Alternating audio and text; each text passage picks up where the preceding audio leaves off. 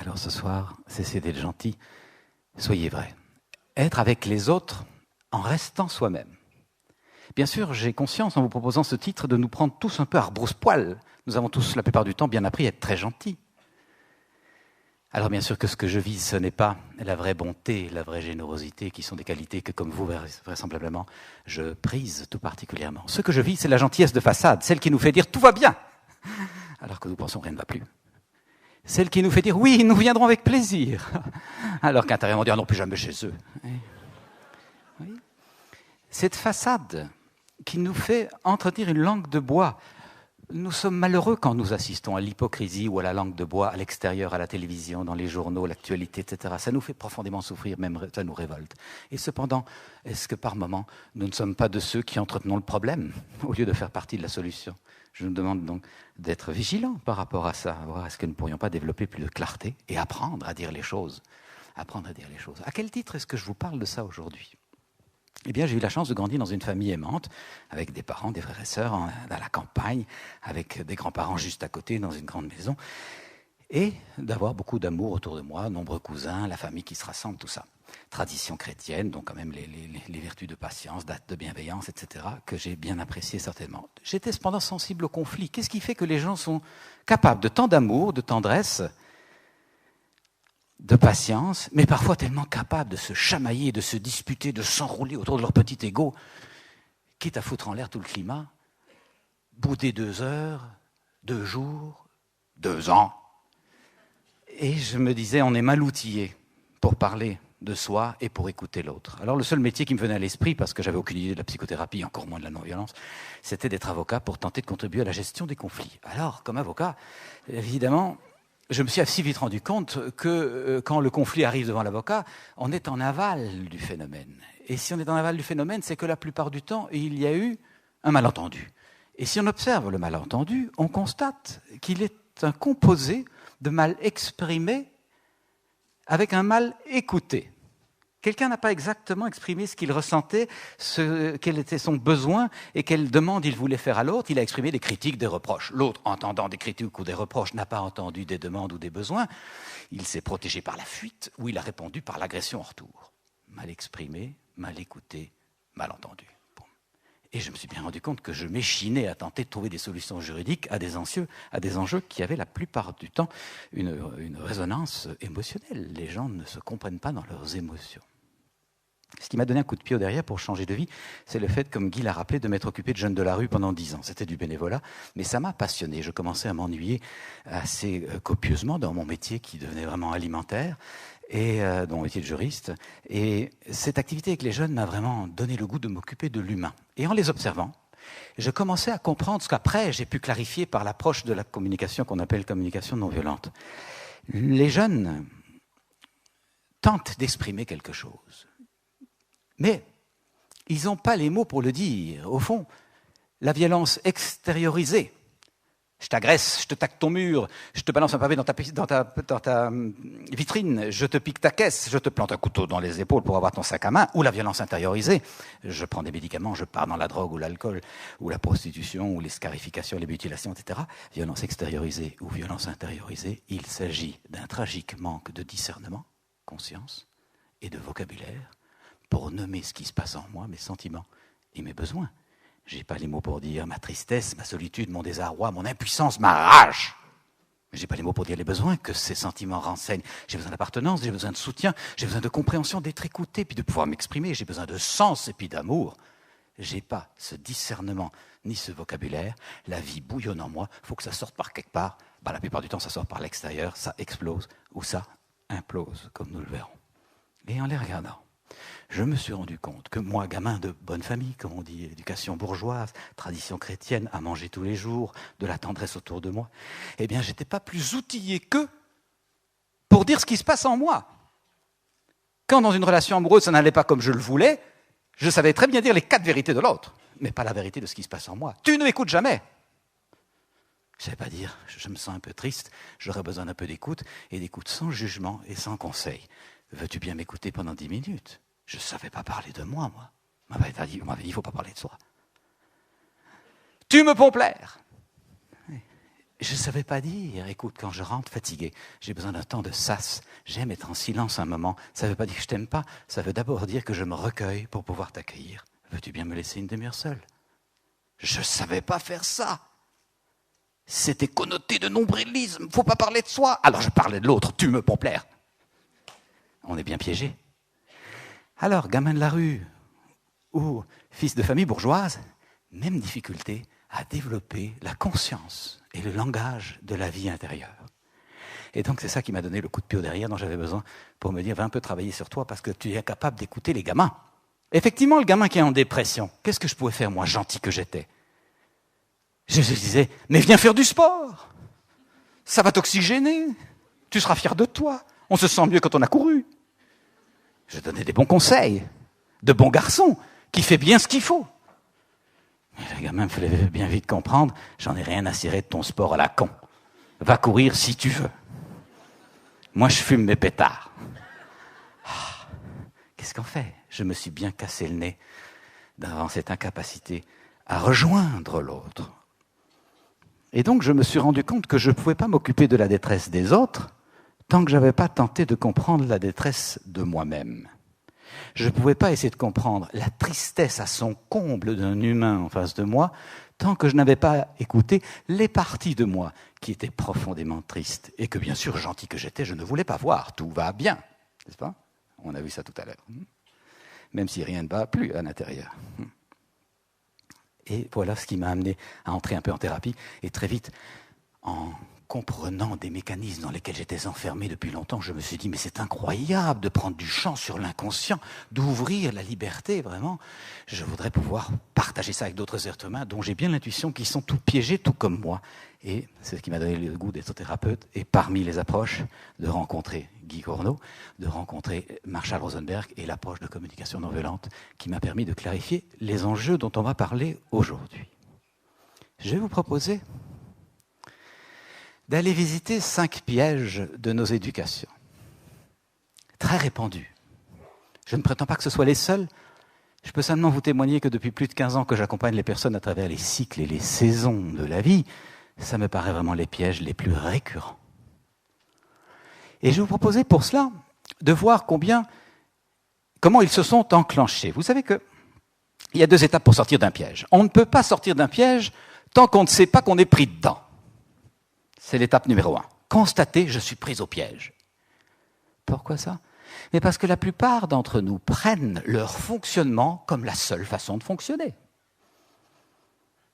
Leurs habitudes de langage et de pensée comme la seule façon de penser ou d'exprimer. Et ne voient pas que ce qu'ils prennent pour un espace de liberté est au fond un enfer, menant dans des habitudes de fonctionnement. Et ça peut se révéler infernal, tant pour eux, ce qui ne serait pas si grave, mais pour leur entourage, ce qui est quand même pas très citoyen. Alors, première étape pour sortir d'un piège, prendre conscience qu'on est pris dedans. Mais il y a des gens, et il y en a parmi vous certainement, qui sont conscients d'un certain piège, et qui constatent, comme quand on s'est pris les pieds dans une trappe à loup, vous savez, schlac, hein, ça vous arrive, hein, de se dire, ah ben oui, c'est mon éducation, c'est ma famille, c'est mon milieu, c'est la tradition religieuse dans laquelle j'ai grandi, c'est comme ça qu'on a toujours fait, mes parents, mes voisins, tout le monde fait comme ça, je suis pris au piège, mais voilà. Comment est-ce qu'on vit quand on a son être pris au piège? Eh bien, on vit à peu près comme ceci. Pas beaucoup d'aisance dans la relation. Alors, je propose de voir que pour sortir du piège, il y a une 2e étape. Après avoir constaté que je suis pris au piège, eh ben, il s'agit d'aller voir comment ça s'est enclenché, ce truc-là.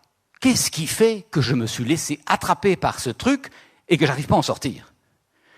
Alors, c'est une étape qui n'est pas nécessairement confortable. Il s'agit de se mouiller un peu la chemise, tomber la veste, se mettre les mains dans le cambouis, par où on pousse, sur quoi on tire, et comment est-ce qu'on désenclenche ce truc-là en sorte de retrouver une aisance de circulation. Vous voyez, dans la relation avec soi, et toutes les parties de soi, même celles qui sont un peu râpeuses, dans la relation avec l'autre, et puis toutes les parties de l'autre, même celles qui sont un peu râpeuses, et puis dans la relation avec la vie, l'univers ou Dieu, vous appellerez cette 3e dimension comme il vous plaira. Voilà les 3 axes dans lesquels la conscience non violente, de plus en plus je l'appelle comme ça, parce que la communication n'est au fond que le résultat d'une certaine conscience. Et ça ne sert à rien de plaquer un jargon non violent sur une conscience pétrie de mécanismes violents. Donc, dans la conscience non violente, nous aurons l'occasion de développer une relation plus paisible avec nous, avec l'autre et avec la vie. Nous allons donc observer certains pièges en observant leur enclenchement, dans cette conscience que si je comprends un peu mieux l'enclenchement du piège, j'ai un peu plus l'occasion pour d'en sortir. Et donc je vais vous proposer, si vous le voulez bien, de vous remettre dans les baskets, les jupettes et les sandalettes du petit garçon ou de la petite fille que vous avez été. Nous avons tous été des enfants. Remettez-vous dans cette situation d'enfant, 10, 11, 12 ans, quand on commence un peu à réfléchir, à prendre un peu de recul, à s'interroger. Et si je vous propose de vous mettre dans cette position d'enfant, c'est bien sûr que mon propos n'a pas du tout l'intention d'être une critique des parents. Les parents ont fait la plupart du temps avec tout leur amour, la plupart du temps avec la plus belle des intentions. Et en tout cas toujours avec les moyens qu'ils avaient. Et personnellement, je trouve précieux de respecter chaque génération dans les moyens qu'elle a. Nous avons la chance, nous, d'avoir tellement plus de moyens de compréhension de l'humain que nos parents ou que nos grands-parents. Alors, l'idée est juste de comprendre l'enclenchement du piège et pas de critiquer. Dans cette situation de petit garçon, petite fille, couette, jupette, sandalette, rappelez-vous, vous aurez sans doute entendu des choses comme « Tu serais gentil de ranger ta chambre, s'il te plaît. » Puis tu serais gentil de me donner un coup de main à la maison, s'il te plaît, à la cuisine, s'il te plaît. Et puis tu serais gentil de m'aider un peu à l'atelier, ou au jardin, ou à la ferme. Et puis tu serais gentil de nous ramener des beaux points de l'école. Puis tu serais gentil de mettre ton beau costume ou ta belle robe pour aller chez bonne maman dimanche. Elle aime bien ça. Ça, c'est ce que nous avons entendu avec nos oreilles. Mais ce que nous avons capté et encodé avec notre petit disque dur affectivo-psychologico-sensoriel, l'informatique peut nous aider aujourd'hui à comprendre des mécanismes, et d'un tout autre ordre. Ce que nous avons encodé là, dans notre petit disque dur, et qui risque bien de nous programmer nous-mêmes, croyant exercer notre liberté d'avancer, mais n'étant au fond qu'une sorte de Pinocchio, manipulé par le disque dur de l'inconscient.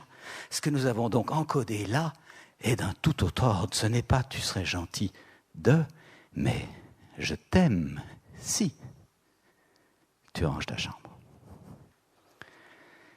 Je t'aime si tu accomplis les tâches ménagères que je te demande de faire. Je t'aime si tu mets le vêtement que j'ai choisi pour toi. Je t'aime si tu performes à l'école et me rassures, moi, ton parent angoissé. Bien sûr, je dis de nouveau pas du tout que c'est ça que les parents disaient. Les parents nous donnaient peut-être la pitchounette ou le coup de pied au derrière dont nous avions besoin pour avancer un petit peu, avec bienveillance. Par contre, je dis que dans le cœur de beaucoup d'entre nous, c'est comme ça que nous avons vécu la chose. Nous avons vécu la chose comme si l'amour était conditionnel. S'il ne risquait pas de nous être retiré, si nous n'étions pas conformes à la norme, aux attentes, si nous ne délivrions pas le résultat. Et donc, ça nous a amené à certains conditionnements pour maintenir à tout prix l'amour. Et je vous propose d'aller voir 5 pièges que ça a encodé en nous. Le premier de ces pièges, c'est le piège du faire. Nous avons plus appris à faire qu'à être. Faire de plus en plus, ajouter de plus en plus de choses à faire, avec le risque, bien sûr, que si j'ajoute de plus en plus de choses à faire dans la vie, tôt ou tard, il y a de moins en moins de vie dans les choses à faire. Il n'y a que 24 heures, si tout est compacté. Quand est-ce que je vis, quand est-ce que je respire, quand est-ce que j'aime, quand est-ce que je suis tendre, quand est-ce que je suis doux, délicat, poète, quand est-ce que je contemple, quand est-ce que je nourris mon être de la présence. Il n'y a plus de place, je fais. Et le piège, c'est que ça finit par faire que j'ai plus le temps d'être avec moi-même, de revisiter mes choix. Les choix que j'ai faits étaient peut-être justes à l'époque, le sont-ils toujours? Requalifier mes priorités.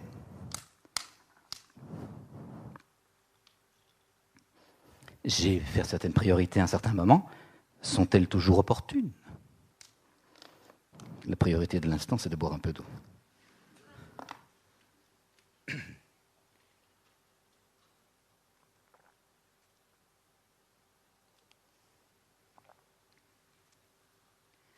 Donc d'abord, présence à soi, pour vérifier, est-ce qu'en courant de plus en plus vite, le nez de plus en plus dans le guidon, est-ce que j'ai pas complètement perdu la conscience que je suis plus sur mon chemin depuis longtemps? Être. Et puis être avec l'autre, je ne suis pas tout seul sur cette planète. Nous autres êtres humains, nous sommes des mammifères conviviaux. Être avec l'autre, est-ce que je suis proche? Est-ce que je le propose à s'asseoir? Est-ce qu'on se parle? Est-ce qu'on s'écoute? Est-ce qu'on vérifie? Ou est-ce qu'on grommelle les choses à faire pour survivre? Pendant les vacances. Ou la pension, si on est encore vivant. Et puis être avec ce troisième enjeu, vous l'appellerez comme vous voulez, la vie, l'univers, l'inspiration, le souffle, l'esprit, peu importe le vocabulaire, mais est-ce que j'ouvre parfois mon antenne pour capter autre chose que l'immédiat? La difficulté, vous voyez, c'est que si vous demandez aux gens, mais pourquoi t'en fais tant? La plupart du temps, ils vont dire, mais c'est par générosité, par goût de contribuer, pour prendre soin, bien sûr. Ça fait partie de nos besoins fondamentaux, prendre soin, contribuer, être responsable. Et il y a une part qui est vraie. Mais si on scrute, pourquoi t'en fais tellement? Là, c'est pas forcément agréable d'aller voir. Oui, bien sûr, il y a une partie de moi qui donne dans la joie, qui fait vraiment ça par don d'amour, don de moi. Mais si je scrute un chouïa plus loin avec un peu de discernement, il s'agit quand même d'accepter qu'à un moment, je ne donne plus par don de moi, mais par peur de perdre. C'est plus un don d'amour, c'est la peur de perdre l'amour de l'autre. Alors j'en fais de plus en plus pour être aimé, pour être reconnu. Et ma vie est une course. Aimez-moi, voyez tout ce que je fais. Voyez comme je suis compétent, je cours partout. Aimez-moi. Donnez-moi l'amour que moi, je n'arrive pas à me donner.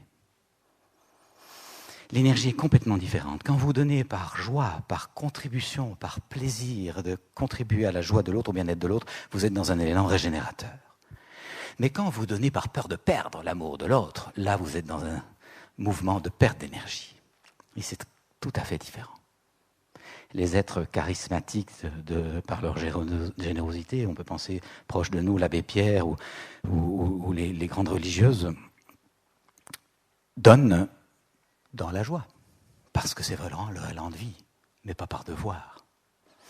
Alors, c'est le piège du fer qui fait que nous sommes ainsi tirés hors de nous pour essayer d'acheter quelque chose, et ça n'est plus juste.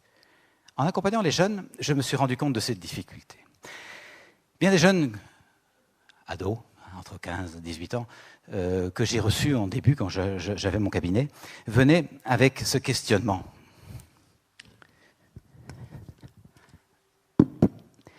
Ils arrivent. Je viens vous voir parce que j'arrive pas à parler. Je viens vous voir parce que j'arrive pas à parler à mon père. Alors je viens vous parler parce que mon père, il est gentil. Mais dès que je lui parle, dès qu'il y a un problème, papa, il s'assoit sur le coin du canapé parce qu'il est pressé, il veut bien m'écouter, il est gentil, mais j'ai à peine commencé à tenter de lui expliquer, c'est pas facile, ce qui va pas, que tout de suite il se lève, il prend des décisions, et c'est pas ce que je lui demande. Moi, je lui demande de m'écouter, d'être là, mais papa, il sait pas. Alors moi, j'espère que si je vous paye, vous allez rester là.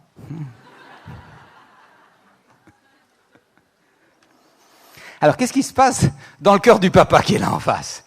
Qu'est-ce qui se passe dans le cœur du papa? Le papa, il est gentil. Mais gentil alors? Le papa, il constate, il y a un problème, je résous. Tac, tac, action-réaction. Faut résoudre tout de suite. Avec la plus belle des intentions et le plus malheureux des résultats.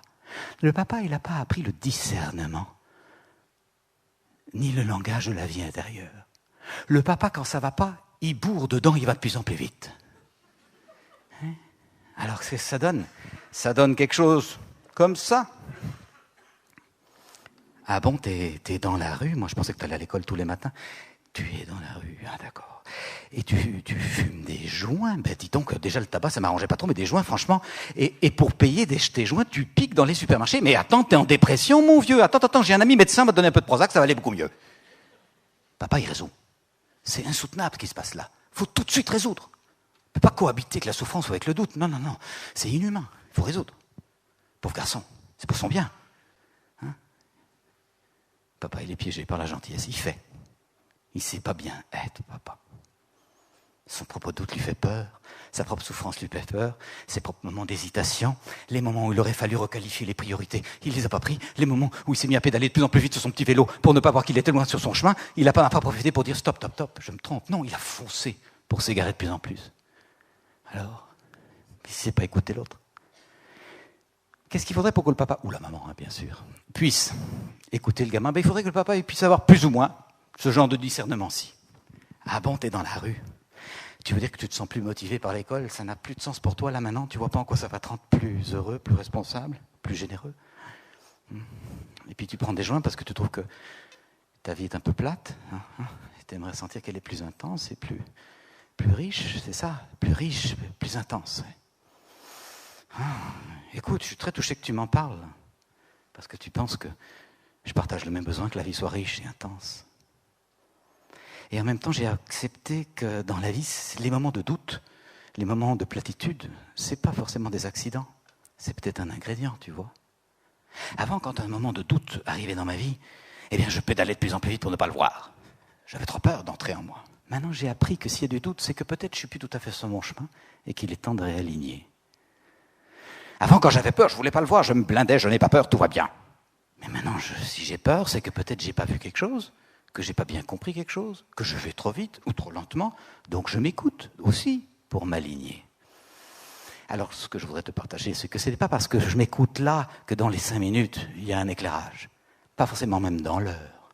Mais ce dont je peux te témoigner, simplement, tu en feras ce que tu voudras, c'est qu'il est rare que si je m'écoute 3, 4, 5 jours de fil dans mon doute ou dans ma peur ou dans mon angoisse, quand il y a une angoisse qui apparaît, ça arrive aussi sur un chemin de vie, il est rare que je n'ai pas une émergence, si je fais de la place. Par contre, si je blinde la peur, le doute, l'angoisse, je ne veux pas voir, alors là, ça se maintient. Et ça dure. Donc, moi, je te propose qu'on en parle, à l'aise. On va aller voir. Ils sont où?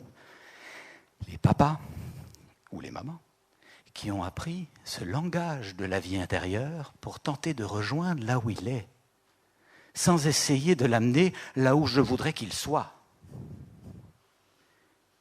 Moi, j'étais piégé par cette réflexe de bon garçon avec les gamins de la rue. Je vous mimais là tout à l'heure. Viens faire du sport. Je voulais que l'autre vienne là où moi je crois que c'est juste. Faire du sport, c'est bien. C'est bon pour la santé. Voilà. Et puis quand on s'est défoulé, on a moins d'énergie pour casser la gueule de son voisin. Voilà. Raisonnement de base. J'avais aucun moyen pour rejoindre l'autre là où il est. Après, j'ai développé la capacité de rejoindre. Donc, tu es complètement en dépression. Ouais, fais chier ta marche. Donc tu vois pas à quoi ça peut te rendre plus heureux. Ben non, j'en ai rien à cirer, ça me fout des cloches aux pieds.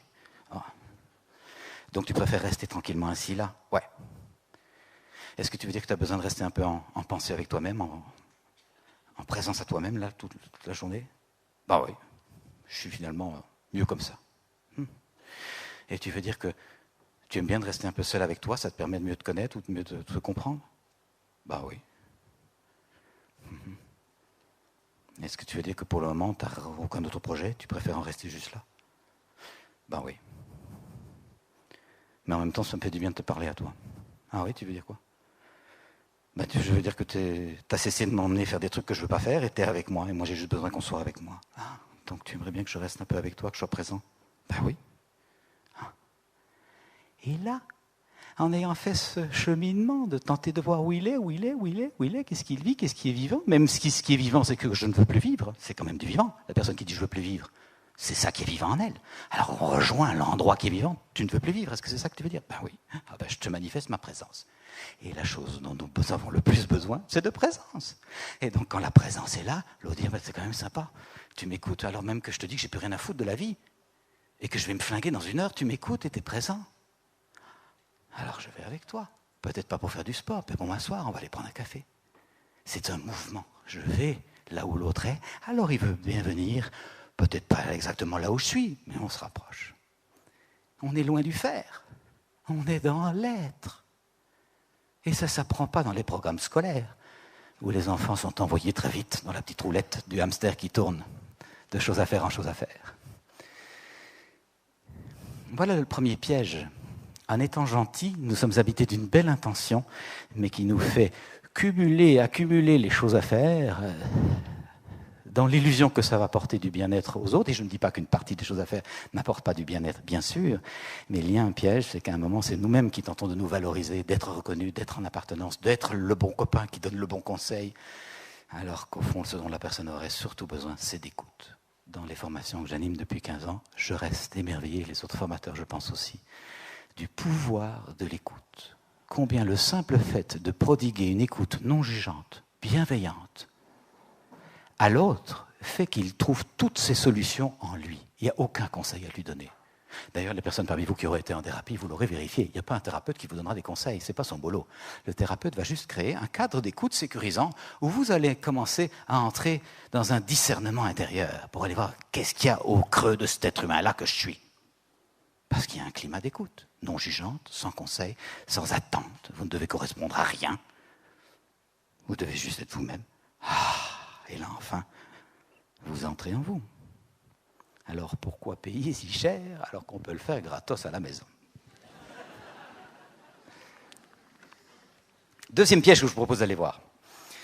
Résultant de ce conditionnement, je t'aime si, en tout cas cette impression que l'amour était conditionnel et pourrait nous être retiré si nous n'étions pas compétents. C'est la difficulté à mettre l'estime de nous en nous. La plupart du temps, nous aurons mis l'estime de nous dans le regard de l'autre. Si l'autre est content, tout va bien. Mais si l'autre est fâché, rien ne va plus. Et ça nous rend extrêmement dépendants, vulnérables. Nous pensons avoir la maîtrise de notre vie, mais nous sommes complètement sous la coupe du regard de l'autre. Alors, l'estime de soi, ça n'est pas nécessairement confortable de constater qu'on en manque.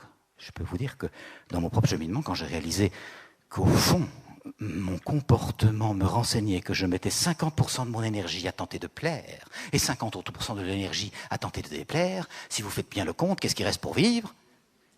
Rien. Qu'est-ce qui reste pour être soi-même, pour goûter son propre élan de vie, pour faire les choses parce qu'on les sent justes et qu'on est axé dans sa générosité et qu'on la laisse se déployer? Il ne reste rien. Si je suis tout le temps en train d'essayer de plaire et d'éviter de déplaire, je suis en suradaptation. Je suis un personnage, je suis un Pinocchio. Travailler l'estime de soi, ce n'est pas nécessairement confortable. Cependant, ça grandit, comme n'importe quelle plante. Ça se jardine. Et si on en prend soin, ça ne peut pas ne pas pousser. Alors, je nous invite à être vigilants par rapport à ça, parce que ça se retrouve dans toutes sortes d'enjeux de la relation avec l'autre. Lorsque nous manquons d'estime de nous, nous avons du mal à tolérer les désaccords, par exemple. Et donc les conflits, par exemple. Et je vous propose un petit exercice amusant à faire à la maison. La prochaine fois que vous vous trouvez dans une relation que vous aimez avec quelqu'un qui est proche, ça marche mieux quand c'est un proche qu'un collègue de travail. C'est un peu plus chaud. Un conjoint, un enfant, un parent, un ami, enfin un être cher. Et la prochaine fois que cet être cher développera sur un sujet qui vous tient fort à cœur, sur lequel vous avez planché, vous avez vos idées, des idées très différentes des vôtres, eh bien vérifiez si vous êtes capable de les entendre tranquillement. Vérifiez si vous êtes capable, la prochaine fois, d'avoir à peu près cette attitude-ci.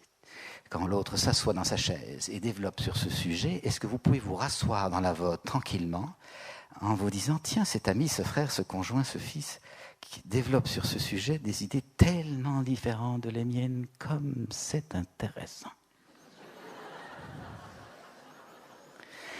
Nous avons par ailleurs tant de points communs, mais là, franchement, nous divergeons, mais complètement. Que c'est riche. Et combien c'est l'occasion de laisser tomber des petites couches d'ego encombrants, ça rafraîchit quand même, hein. Et puis je sais que le temps que je consacre à l'écouter là maintenant, lui ou elle le consacrera à m'écouter tout à l'heure, nous allons grandir en nous rencontrant. Eh bien, la prochaine fois que ça vous arrive, d'avoir ce proche qui développe en face de vous des idées très différentes que les vôtres sur un sujet qui vous tient fort à cœur, vérifiez si vous êtes capable de résister plus de 30 secondes sans dire « oui, mais, attends, parce que moi, je… » Et 30 secondes, c'est beaucoup. C'est presque intolérable. 30 vraies secondes, montre en main, pour tolérer le désaccord. Qu'est-ce qui est en jeu ? Qu'est-ce qui fait que nous serons les premiers à prôner de belles idées, de s'accueillir dans la différence? Et c'est la différence qui fait la richesse dans la complémentarité, patati patata. Et puis quand ça se passe dans le canapé familial, c'est l'empoignade. Pourquoi? Eh bien, je pense que c'est parce que nous sommes pris dans une vieille confusion qui génère beaucoup de tragédies dans nos civilisations. Nous confondons désaccord et désamour. Et ce n'est pas la même chose. Nous avons du mal à pouvoir simplement entendre l'autre être autre et pouvoir lui dire « Tiens, c'est surprenant parce qu'on a tellement de points communs par ailleurs. » Et là, franchement, je réalise que nos positions sont bien différentes. Et en tout cas, ce que je constate, c'est qu'on est d'accord, qu'on n'est pas d'accord. Ça nous fait quand même un point commun, notez. Hein. On est d'accord qu'on n'est pas d'accord et on s'aime quand même. Est-ce que l'amour serait conditionnel? Je t'aime si tu es d'accord avec moi. Est-ce que je ne reproduirais pas le vieux schéma? Je t'aime si tu es gentil, sage, poli et que tu ramènes des beaux points de l'école. Si tu es en colère, triste, mal habillé et que tu ramènes des mauvais points, je ne veux pas te voir. À l'époque, de nouveau, les parents n'avaient pas le discernement pour clarifier ce qui se passait en eux. Qu'est-ce que nous aurions, gamins, aimé entendre? Et je t'aime profondément et tu es mon enfant chéri. Et je t'aimerai toute ma vie parce que c'est sacré pour moi. Et je suis en colère par rapport à ce que tu as fait ou dit. Et je veux que tu l'entendes. Ce discernement. Nous aurions aimé entendre ça. Parce qu'une fois que la sécurité affective était assurée, on pouvait entendre la réprimande ou éventuellement même la sanction, qui est à distinguer de la punition, bien sûr. Et à l'entendre avec bon sens, et peut-être même l'exécuter de bonne grâce, parce que l'insécurité affective n'était pas là. Il n'y avait pas de question que l'amour soit mis en cause. Mais la plupart du temps, nos parents, avec, disons, moins de discernement, mélangeaient tout le « je ne t'aime pas quand tu es comme ça, hors de ma vue. Tu reviendras quand tu correspondras à mes attentes. » Alors, vous voyez, ça a généré beaucoup d'insécurité dans nos cœurs et donc beaucoup de difficultés à tolérer le désaccord parce que nous y voyons du désamour, même s'il n'y en a pas. C'est la difficulté donc à mettre l'estime de soi en soi. Deuxième des pièges de l'éducation à la gentillesse. Troisième des pièges de l'éducation à la gentillesse, toujours au sens où je l'entends, et pour autant que vous vous y retrouviez, il y a bien des personnes qui ne se retrouvent pas dans ce scénario et peut-être est-ce heureux. Le troisième des pièges, c'est la difficulté à bien vivre la différence. Et à ne pas voir la différence comme menaçante. La plupart du temps, de nouveau, malgré nos bonnes intentions, la différence est riche et c'est très bien, tatati tata, eh bien, nous avons au fond du mal à ne pas la voir comme menaçante, parce que nous avons peur que l'autre ne nous aime pas, nous avons peur de ne pas être aimé, comme je l'ai illustré dans ce petit jeu ici. Et d'où ça vient, ça? Alors même qu'il y a de bonnes idées. Ben, je vous propose de vous remettre de nouveau un instant dans votre enfance. Souvent, les choses s'expliquent comme ça, ce n'est pas la seule explication, bien sûr. Mais comment avez-vous vécu votre propre expérience de votre propre différence? A-ce été une expérience joyeuse ou une expérience inquiétante? Je veux dire par là, cette joie de vivre qui vous animait comme petit gamin, petite gamine, et qui faisait la joie de vos grands-parents quand vous alliez déjeuner chez eux le dimanche. Vous couriez partout, sautiez sur les coussins, faisiez des jeux dans toute la pièce, chantiez, dansez, ça enchantait vos grands-parents, parce que vous ne restiez d'ailleurs qu'une après-midi, mais bon. Qu'en est-il arrivé quand vous êtes arrivé en maternelle, en classe maternelle? Est-ce que l'institutrice vous a dit « Mais quelle joie de vivre et quelle créativité, quelle inventivité! Tu es vraiment un moment de joie pour toute la classe. Tu vas nous encourager tous. » C'est ça que vous avez entendu? La plupart du temps, avec les meilleures des intentions, l'intégration, l'appartenance, le respect du groupe, l'institutrice vous aura dit « T'es un peu trop comme ceci ou pas assez comme ça. » Rentre dans la petite boîte du gentil qui fait bien ce qu'on attend de lui. Un peu de fantaisie parce que c'est très joli, un beau petit dessin, mais pas débordé s'il te plaît, et pas trop parce que sinon ça dérange. Alors, qu'est-ce que vous avez fait de votre belle fantaisie, de votre élan de vie, de votre joie de courir partout, d'aller à l'avant de la vie? Vous avez maintenant 40, 45, 50 ans. Il est où cet élan? Votre propre différence, vous l'aurez vécue comme menaçante, on ne va pas m'aimer. Donc j'éteins ma différence pour m'intégrer. Plus tard, vous arrivez dans la cour des grands. Les uns parlent foot, les autres fringues. Ça vous ennuie. Vous avez envie de parler poésie, chanson, opéra, aventure, sacré, toutes sortes d'autres enjeux, mais il n'y a personne pour parler avec vous. Alors vous parlez fringues avec les uns et foot avec les autres parce que vous avez besoin d'intégration et d'appartenance. C'est absolument nécessaire pour grandir. Et aujourd'hui, vous avez 35, 45, 50 ans. Et il est où votre goût de conversation plus délicate, plus fine, plus profonde, plus aventureuse, plus audacieuse, plus en dehors des sentiers battus? Qu'en avez-vous fait? La plupart du temps, vous aurez eu peur de votre propre différence et pour être gentil, recevoir l'intégration, vous aurez fait ce que les autres attendent de vous. Mais alors, si vous ne saccagiez qu'une seule vie, la vôtre, ça vous appartient. Mais le risque, c'est que voici que quelqu'un est authentique, vit sa vie, pense, partage, prie autrement que vous, a des idées politiques différentes, est spontané, enthousiaste, joyeux. Oh, il est dérangeant. Hein? Il ferait mieux de rentrer dans l'ordre. Ou de rentrer chez lui si par malheur il vient de loin. Et notre seuil de tolérance à la différence est vite atteint, malgré nos belles idées. La différence, ce n'est pas un concept, c'est un vécu. Alors c'est souvent lié au fait qu'effectivement, notre propre différence, nous n'ayons pas senti qu'elle était bienvenue. Et donc nous reprojetons ça sur les autres. Je vous propose de voir que pour nous ouvrir à l'accueil de la différence, ça va nous demander de travailler sur l'accueil de notre propre différence, faire droit à l'être que nous sommes. C'est-à-dire accepter que devenir vraiment nous-mêmes, ce que nous sommes derrière le personnage. Tout le monde a un personnage construit par l'éducation et c'est bien nécessaire pour appartenir, s'intégrer. Derrière ce personnage-là, il y a un être profond.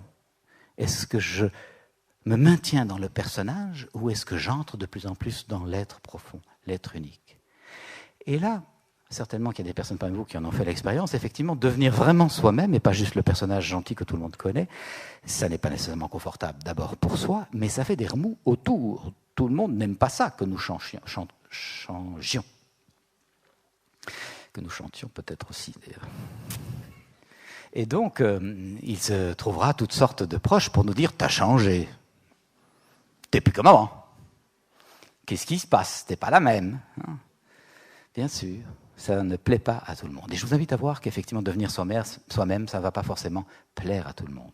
En disant cela, je n'invite personne à chercher ouvertement à déplaire, évidemment. Cependant, à accepter qu'effectivement, suivre sa propre voie, ça ne fera pas forcément le plaisir de tout le monde autour. Et cependant, il y a un effet bénéfique à ça. J'ai pu voir dans beaucoup de familles que quand quelqu'un, tout d'un coup, ose se transformer, s'écouter, devenir qui il est, développer sa fantaisie, sa créativité, sa capacité d'affirmation, sa force intérieure, ça secoue, ça fait un peu des remous, parfois des rejets, mais ça fait que tout l'écosystème est réanimé, réoxygéné, plutôt que de ronronner dans sa petite zone de confort. Nous ne sommes pas sur Terre pour ronronner dans notre petite zone de confort, hein, pour rester scotché dans le petit ego qui a peur de perdre, hein, qui joue à qui a tort, qui a raison, qui a peur de donner, qui a peur de recevoir, qui compte ce qu'il donne et surtout ce qu'il ne donne pas, qui compte ce qu'il reçoit, surtout ce qu'il ne reçoit pas. Ça, c'est le petit ego. Il n'aime pas beaucoup ça, il ne sait pas comment jouer autre chose, mais il est pris là-dedans, alors que je pense que beaucoup d'entre nous sentons bien que nous aimerions tendre vers un être en expansion, qui est au-delà de ces petites querelles, qui n'est pas accroché à l'idée que si on n'est pas d'accord, c'est qu'on ne s'aime pas. Non, qui est dans l'idée qu'on peut s'aimer même si on n'est pas d'accord. Notre amour va bien au-delà de nos petites frictions. Un être qui est en expansion, en création. Je pense que nous tendons profondément vers ça. Et à mes yeux, c'est ça le sens de la vie, c'est quitter le petit ego contracté, très limité, très combatif, pour entrer dans l'être qui, lui, est rassembleur et rayonnant. Oui, ça va passer par le fait de travailler sur notre propre différence. On est bien au-delà de simplement mieux communiquer, c'est être vrai avec soi, c'est savoir c'est qui cet être-là, qui est là. Est-ce que je le rencontre ou est-ce que je l'évite? Et en toute chose, nous pouvons nous poser cette petite question. Est-ce que je me rencontre ou est-ce que je me fuis? Est-ce une fuite ou une rencontre? Vous pouvez travailler parce que vous êtes en expansion de vous-même, vraiment dans votre axe créateur, et vous travaillez 10 heures par jour, vous êtes en pleine rencontre de votre être. Mais vous pouvez travailler pour vous fuir, pour ne jamais rencontrer l'être que vous êtes. Vous pouvez boire un verre de vin, 2 verres de vin, 3 verres de vin avec des amis parce que vous êtes dans la fête de la jubilation d'être ensemble, vous êtes dans votre axe, à fêter la vie. Mais vous pouvez picoler, vous vous en doutez bien, pour vous fuir, ne pas vous rencontrer. C'est le même geste en soi, c'est le même faire dans une toute autre qualité d'être.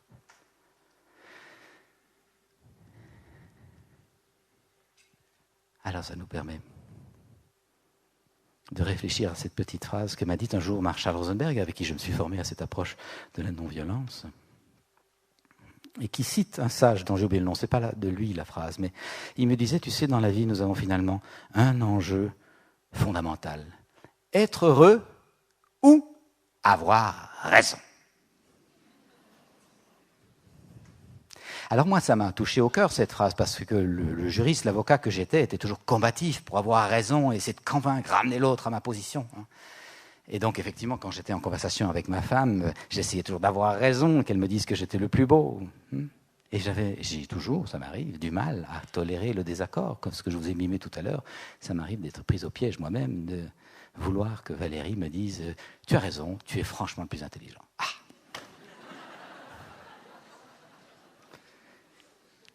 Heureusement, je me reprends un peu plus vite qu'avant. Et j'essaie de me dire, mais pourquoi est-ce que je ne m'ouvre pas à sa position? Elle est souvent plus fine que la mienne, à vrai dire. Plus fine, plus subtile, elle a perçu d'autres enjeux que moi. Non. Ça décape. Hein. Je vous invite donc, vous voyez, à la fois travailler l'estime de soi et l'accueil de l'autre. Et sortir de ce petit enjeu, je m'accroche à l'idée d'avoir raison, parce que ça nous rend malheureux. Ça nous fait beaucoup de guerre dans nos vies. Vous avez là 2 clés pour la gestion des conflits.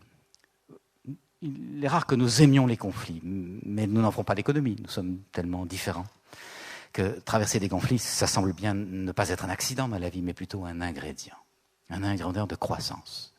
Le conflit est une friction qui nous amène à enlever des couches pour aller à l'essence. Et dans le conflit, vous pourrez peut-être percevoir que nous avons absolument besoin d'une bonne estime de soi pour pouvoir entendre le désaccord, le jugement, la critique, sans être complètement déstabilisés. Et nous avons besoin d'un bon accueil de l'autre pour pouvoir laisser l'autre s'exprimer sans tout de suite l'interrompre. Ce double enjeu est une clé pour la capacité de résoudre les conflits. Au-delà de ça, nous pouvons voir que le conflit est sans doute nécessaire à certains moments pour entrer dans une autre couche de conscience ou un autre palier de conscience.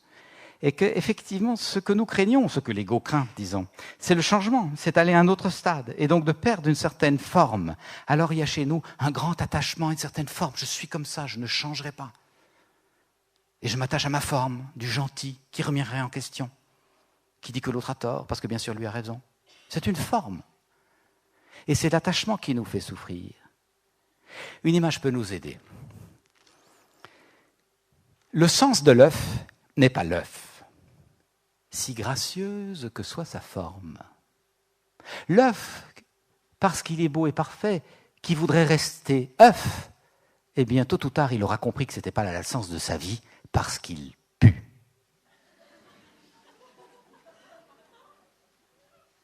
Le sens de l'œuf n'est pas l'œuf. Le sens de l'œuf est l'ouverture, en poussin, en omelette, en gâteau, en sauce. Le sens de l'œuf est la continuité sous une autre forme. S'il y a attachement à la forme d'œuf, il y a fermentation et décomposition malheureuse. Alors que s'il y a abandon de la forme, il y a ouverture à un envol ou à une gourmandise. La prochaine fois que vous serez en conflit, je vous propose de vous rappeler cette petite formule pour accepter de laisser votre petite coquille d'ego laisser passer le bel être que vous êtes. C'était le 3e piège, difficulté à faire bon accueil de la différence et à la vivre comme une opportunité de grandir par une friction que mon ami Corneau appelle une friction créatrice. 4e piège.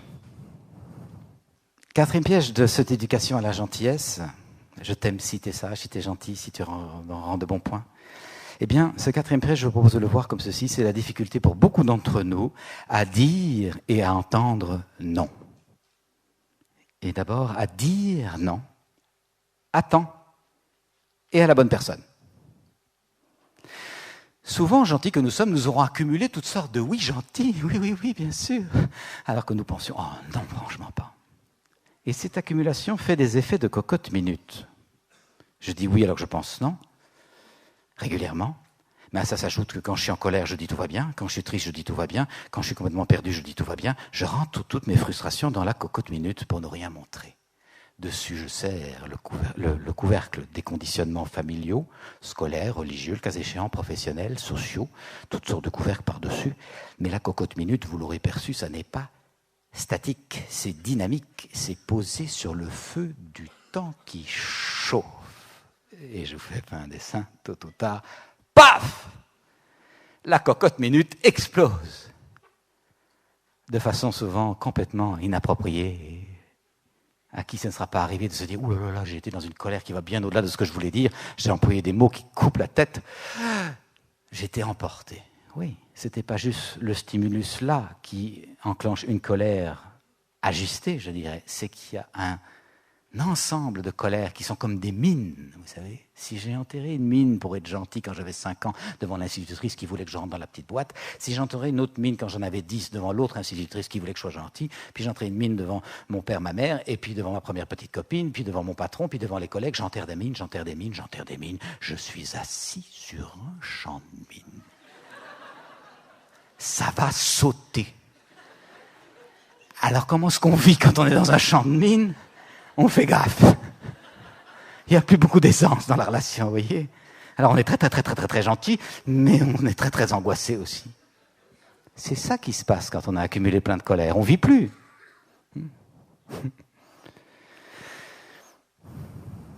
Je nous propose de voir que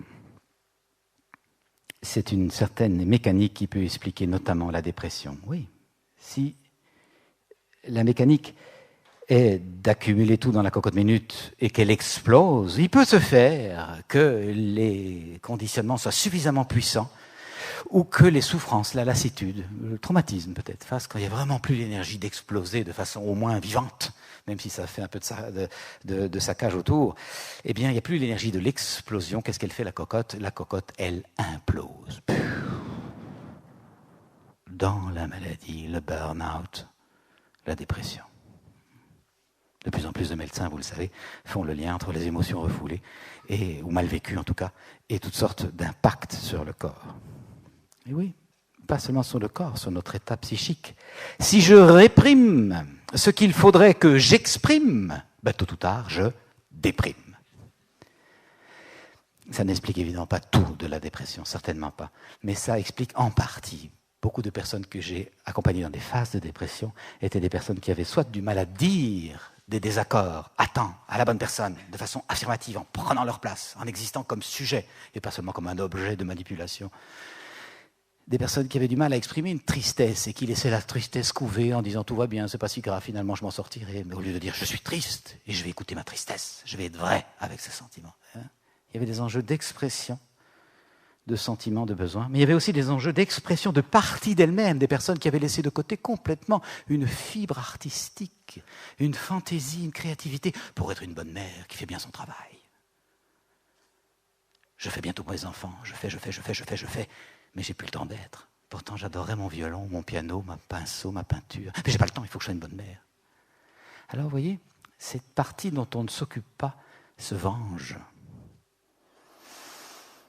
nous tire. En élargissant, on peut dire que les émotions dont nous ne nous occupons pas consciemment s'occupent de nous, inconsciemment. Si je ne prends pas soin de ma colère et que je la laisse s'accumuler, elle me manipule et tout à l'heure elle explose.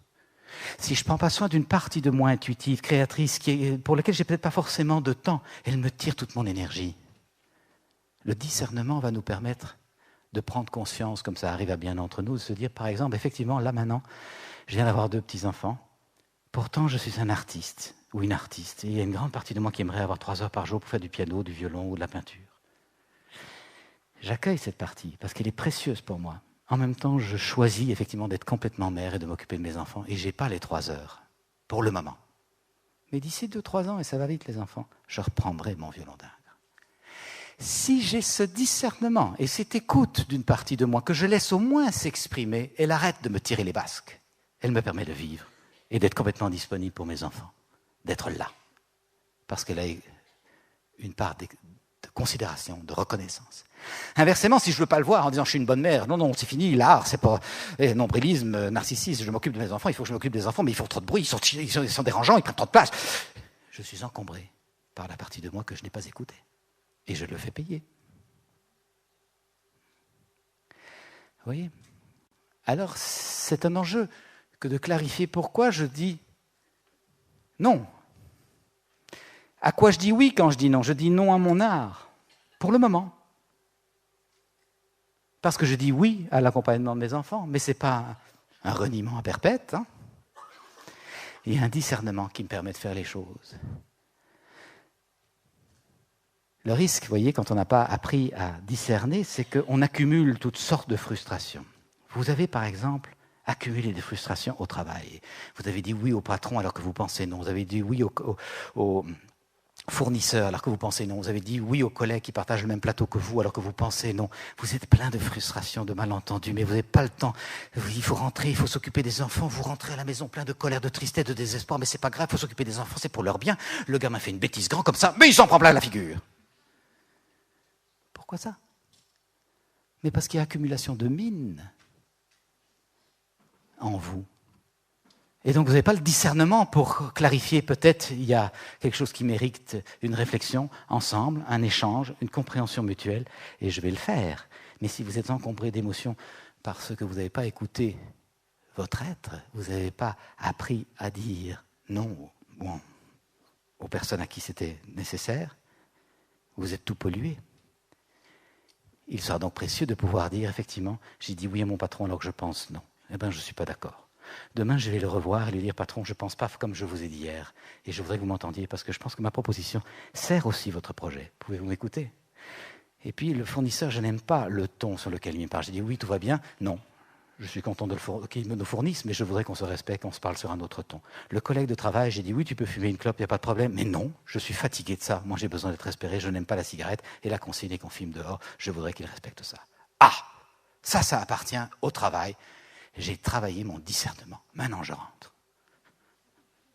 Et si le gamin fait une bêtise grande comme ça, je ferai un ajustement grand comme ça. Parce que je suis au clair. Je ne suis pas pollué. Vous voyez ? J'ai pris ce que j'appelle une douche psychique. Un sas de transition.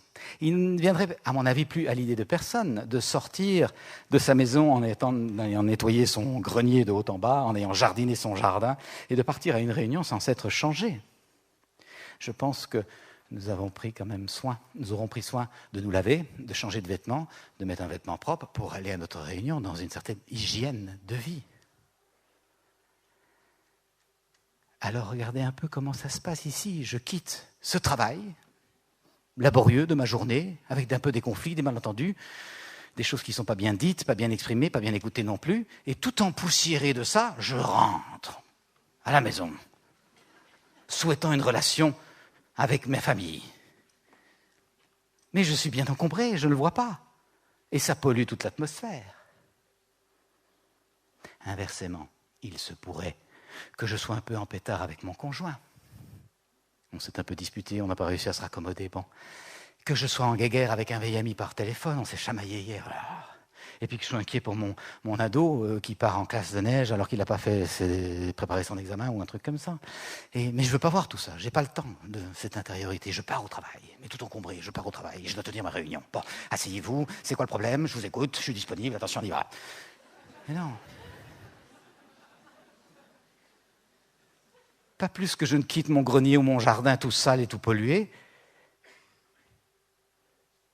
Je ne vais quitter ma maison avec les enjeux de la maison tout qui m'encombrent sans me nettoyer. Je vais prendre une douche de conscience en disant oui, effectivement, ma femme et moi, on s'est disputé hier, j'en suis triste. J'ai besoin qu'on retrouve les mots pour se parler. Pour ça, j'ai besoin d'un peu de temps avec moi. Tout à l'heure, je sors 1 heure plus tôt du bureau pour aller méditer dans le parc. Effectivement, je suis inquiet par rapport au gamin qui part sans avoir réussi ses examens. Je me demande s'il est suffisamment motivé, s'il comprend le sens au fond. Est-ce qu'on s'est parlé du sens d'aller à l'école ou est-ce que j'ai juste dit il faut aller à l'école ? J'ai besoin de vérifier, est-ce qu'il comprend le sens ? Et puis ce vieux copain avec qui on s'est chamaillé, c'est vraiment dommage. Je le rappelle demain soir. Ok, ça appartient à la maison. Et je pars tenir mon travail et ma réunion. L'esprit libre. j'ai pris une douche psychique. Question d'hygiène, vous voyez, c'est pas encore vraiment dans nos mœurs, curieusement. Hein. On dira volontiers à une personne, je suis en retard, je dois prendre ma douche. Oui, t'inquiète. Si c'est une douche physique. Mais dire à quelqu'un, je suis en retard, je prends ma douche psychique. Tu comprends, je suis en pétard avec ma femme, j'ai besoin de prendre un moment de méditation, puis je reviens. C'est quand même curieux, non? Alors qu'on n'aura aucun problème de nouveau pour les choses à faire. Tu sais, je suis plein de toiles d'araignée, j'ai nettoyé mon grenier, je prends une douche. Oui, surtout prends une bonne douche, nous dira l'ami. Pourquoi tant d'intérêt pour le matériel et si peu de considération pour le psychique, le psychologique, le spirituel, l'esprit des choses qui est au-delà? C'est dans nos cultures, nous pouvons donc changer ça. S'il y a conditionnement, il peut y avoir déconditionnement. Alors on est dans le chapitre de la difficulté donc à dire non et à dire non à la bonne personne. Ce qui est souvent en jeu, c'est la peur de ne pas être aimé, vous l'aurez bien sûr perçu. C'est pour ça que nous disons souvent oui. Et nous en disons oui sans même nous consulter nous-mêmes. Si vous avez de bons amis qui vous invitent à un barbecue, la plupart du temps, puisque c'est des bons amis, vous allez dire « Ah oui, on y vient, avec plaisir !» Et puis vous n'avez pas vérifié, mais non, au fond, on est fatigué, on ne s'est pas vu de la semaine, on n'a pas vu les enfants. Moi, j'aimerais un dîner familial tranquillement, où on prend le temps de prendre l'apéro, de se parler, et puis d'aller se promener après tous ensemble. C'est ça dont je voudrais. Mais enfin bon, ils sont gentils, on a dit oui, on y va. Alors on y va, ok. La plupart du temps, quand on va à un barbecue un peu à contre-cœur, les brochettes sont trop cuites et le rosé est tiède. Mais enfin bon. On revient. Le week-end d'après, les autres amis étaient très contents. Ils ont adoré ce barbecue. Ils avaient tous leurs amis autour de nous. Ils nous réinvitent. Alors on dit oui, parce qu'on est gentil. Et qu'on n'a pas pris le temps de se consulter pour vérifier est-ce que ça me convient ou ça ne me convient pas. Le troisième week-end, ils réinvitent. On entend la voix sur le répondeur. Ah non, c'est pas possible. Et on dit à son conjoint, mais tu te rends compte, ils nous envahissent, ils nous font plaire. Et observez comme la mécanique est tragique. Je considère que tu m'envahis. Parce qu'au fond, je n'ai pas réussi à mettre mes propres limites. Je considère que tu me peux plaire parce que je n'ai pas réussi à respirer mon air. Vous voyez qu'à force d'être gentils, nous devenons méchants. Est-ce que l'écologie ne commence pas là? Dans la capacité à se centrer, à discerner. Alors, comment est-ce qu'on fait en pratique? En pratique, nous allons clarifier ce à quoi nous disons oui quand nous disons non, si vous voulez bien me suivre. Ça veut dire que si le copain m'appelle en disant « on vous invite au barbecue, on aimerait bien vous voir », si je réponds « non, on n'est pas disponible », c'est un peu sec. Et puis ça ne dit pas toute la vérité de ce qui se passe en moi. Il y a bien plus en moi. Donc je vais prendre soin de dire toute la vérité, rien que la vérité. Je vais dire « merci pour l'invitation ». Ça nous fait incroyablement plaisir parce qu'on vous aime beaucoup. On aime être avec vous. Merci beaucoup. On tient à se revoir et à organiser régulièrement des retrouvailles. En même temps, nous tenons beaucoup à la vie de famille. On s'est peu vus. Alors oui, ce week-end-ci sera plutôt pour la retrouvaille familiale et être ensemble en famille. Alors à bientôt. Merci. Cloup. Et amitié, et continuation de l'amitié, et retrouvailles ultérieures. Et ce week-end-ci, privilège à la vie de famille, à l'intimité. J'ai remplacé les noms par des oui. Je ne dis pas que dans la phrase, techniquement, il n'y aura pas un non pour cette fois, mais je vous propose de voir l'énergie est toute différente si je clarifie ce à quoi je dis oui. Et ce qui se passe la plupart du temps, c'est que nous sommes très réservés et timides. Nous avons du mal à dire aux gens que nous aimons bien, combien nous les aimons bien. Alors, pour qu'ils sachent que nous les aimons bien, nous croyons qu'il faut faire, donc on y va. Il ne faut pas faire, il faut être. Et dire l'amour qu'on a pour les gens, c'est tellement plus nourrissant pour l'autre que simplement faire. Mais nos pudeurs, dans nos éducations, font que nous avons du mal à oser simplement témoigner et dire. Alors que ça nous permet souvent d'économiser bien des choses à faire que nous pourrions transformer ou faire autrement. Alors, ça se joue aussi dans d'autres registres. Je me souviens de ma fille Camille, quand elle a eu ses 6 ans, elle en a 11 maintenant, elle avait reçu ses cadeaux d'anniversaire et bien sûr le soir à 7h30, elle joue et à ma proposition, s'il est 7h30, on va dormir, Camille me dit « Non papa, je joue ».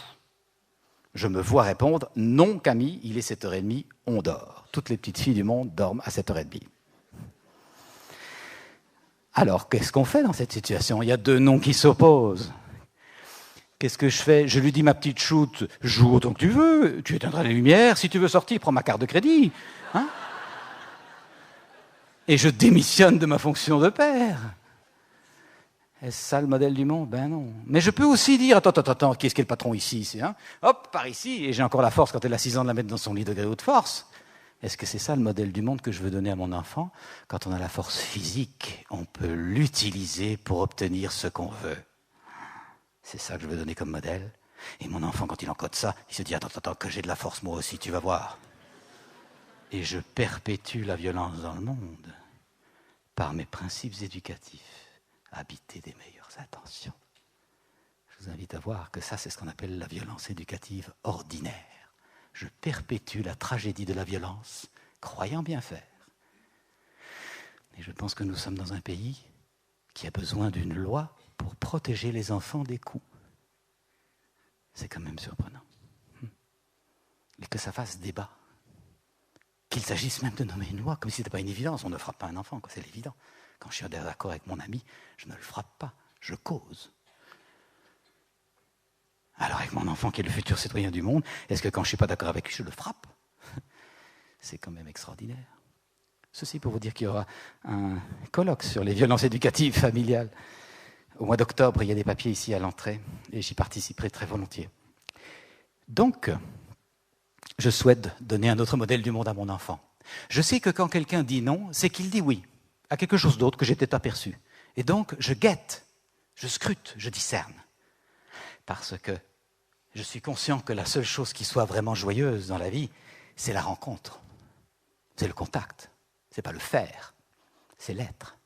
Alors, je vais aller voir à quoi dit-elle oui quand elle dit non. Est-ce que tu veux dire que tu voudrais jouer encore avec tes jouets? Oui, papa, regarde comme ils sont super, ces jouets.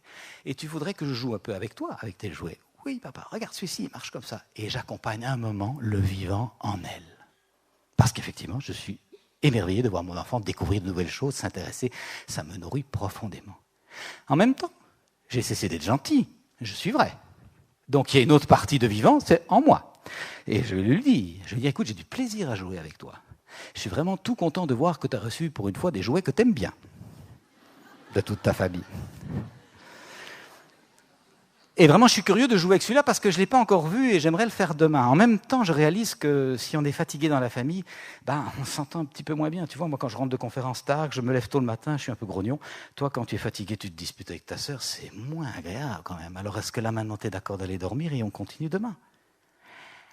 La plupart du temps. Mais ce n'est pas magique, évidemment. Ça se crée un climat de respect mutuel. Ça se crée par beaucoup de patience. La plupart du temps, mon enfant comprend qu'effectivement, là, la fatigue commence à poindre.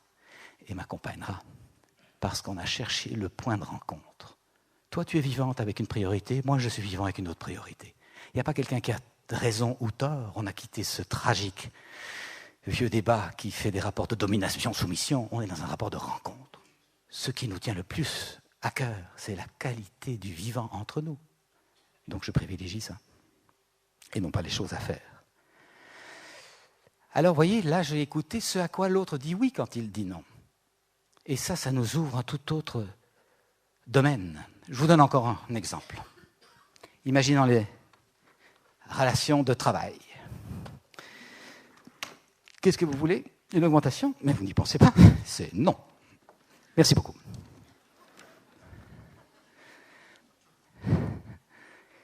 Qu'est-ce qui se passe dans le cœur de l'autre qui vient de se faire traiter de cette façon? La porte se ferme, paf, un non, sans aucune compétence pour comprendre à quoi l'autre dit oui quand il dit non. Qu'est-ce que je fais? Je rouscaille. C'est incroyable, il est toujours comme ça, votre patron, ça fait 6 mois que je suis dans la boîte, c'est inadmissible, moi je ne veux pas de patron comme ça. Et qu'est-ce que je fais? Je me plains de tout ce que je ne veux pas, de tout ce que je ne veux plus, à toutes sortes de gens complètement incompétents pour m'aider. Et j'y consacre beaucoup d'énergie et de créativité. On va se manger, on va monter un pool, tu vas voir, on va lui saboter son bazar. Que d'énergie!